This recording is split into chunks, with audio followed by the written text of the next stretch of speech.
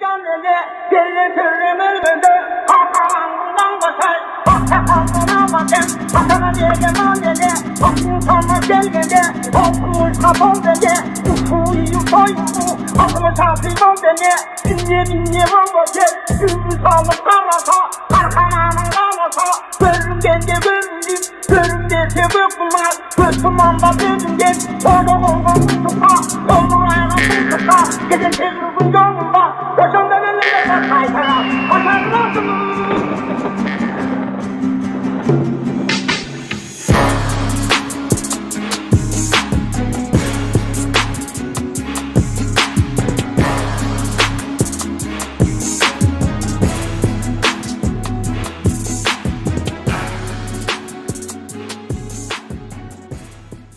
Ulan kim? Buranın kim?